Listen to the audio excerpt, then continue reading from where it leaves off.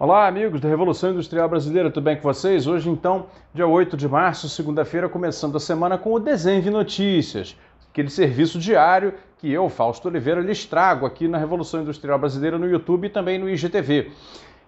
O tema do Desenve Notícias de hoje, sabendo então que o Desenve é um produto para comentários de mídia, comentários sobre o que sai na mídia econômica em termos de economia, é sobre o editorial do Estadão publicado nesse domingo, intitulado "É Hora de Reindustrializar".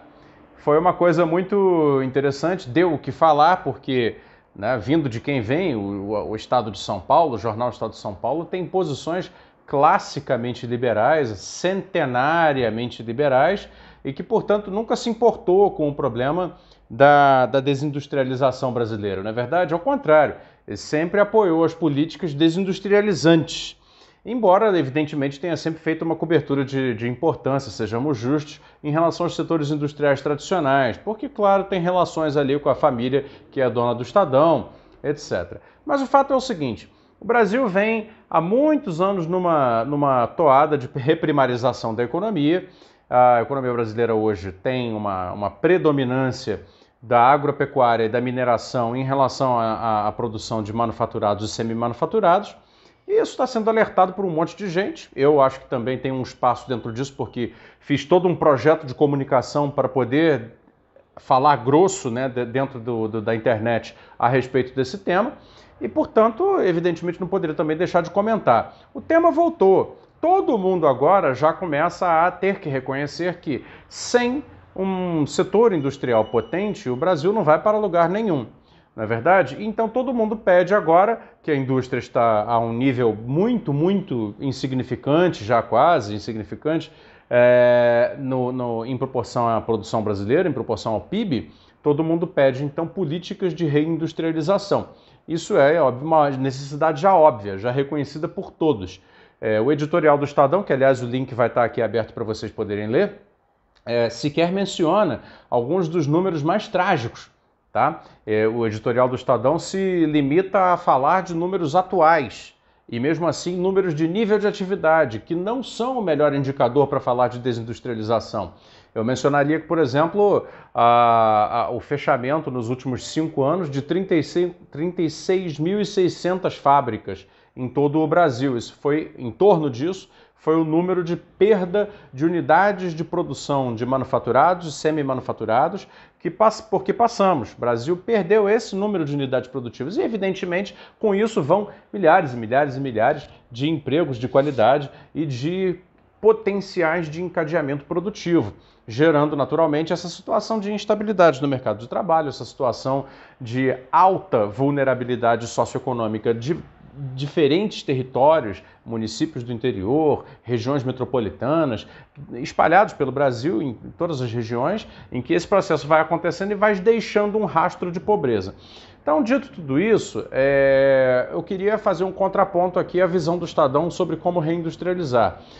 Naturalmente, até pela cultura editorial liberal que tem o Estado de São Paulo, eles apontam para uma necessidade muito leve, muito pontual de planejamento econômico.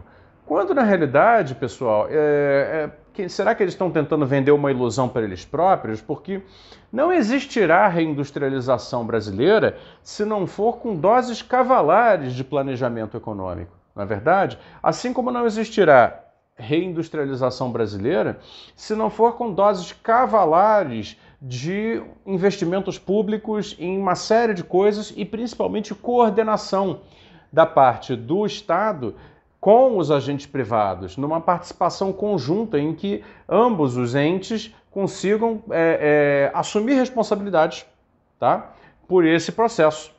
Cabe ao Estado fazer a coordenação e identificar onde estão as oportunidades de crescimento, onde estão as oportunidades de tendência tecnológica, quais são os espólios que nós temos, quais são as possibilidades de uso desses espólios industriais e tecnológicos para poder, então, levar o setor a dar próximos passos.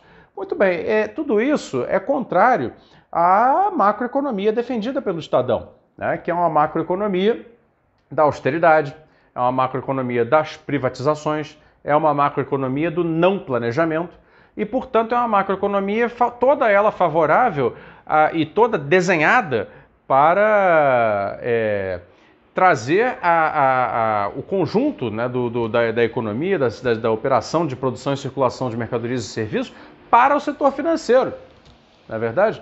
Então, dito isso, não é possível, né, que o Estadão agora passe a fazer uma defesa da reindustrialização sem abrir mão das outras pautas que sempre defendeu. Ou é uma coisa, ou é a outra.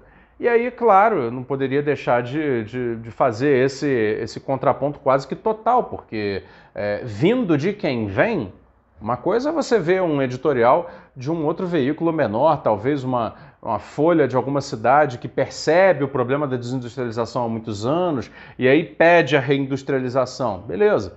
Agora, quando é o Estadão, sabendo o que eles fizeram para que a economia chegasse até esse ponto, fica muito difícil de que, assim, num primeiro editorial, eles sejam de fato convincentes. Eles não são convincentes. Apenas se deram conta com muito tardar do drama da situação. Tardiamente, dando-se conta do drama da situação, não conseguem propor nada que seja muito diferente daquilo que eles estão acostumados a propor. E, evidentemente, fica aí mais um sinal de que o Brasil parece que se deu conta da cagada, né, que fez na sua economia. E não sei agora também qual é a possibilidade desses poderes midiáticos que são realmente relevantes, né, e exercem influência muito grande, mudarem de posição e, de alguma maneira, contribuírem para se criar uma alternativa. Enquanto, por exemplo, apoiarem o programa Paulo Guedes, não estarão apoiando a reindustrialização brasileira, porque são coisas opostas. Bom, e aí eu queria concluir aqui, dá para mim mesmo um tempo, aí estou com 7 minutos já, eu queria concluir o Desenve Notícias com um raciocínio um pouco maior a respeito de qual é a minha visão de reindustrialização, porque eu sou dono de um projeto chamado Revolução Industrial Brasileira. Nome este, do qual eu me orgulho, gosto desse nome, acho interessante esse nome, acho que diz muita coisa, mas que é um pouco compreendido de maneira estreita por uma enorme quantidade de pessoas. Quando eu falo Revolução Industrial Brasileira, quando eu intitulo o meu projeto de comunicação como Revolução Industrial Brasileira, para muitas pessoas parece que eu estou propondo um retorno ao passado. Um retorno ao passado industrial brasileiro pré-desindustrialização, ou seja, apenas para a indústria pesada, apenas para a metal mecânica, apenas para, no máximo, o setor de máquinas, equipamentos e veículos, etc.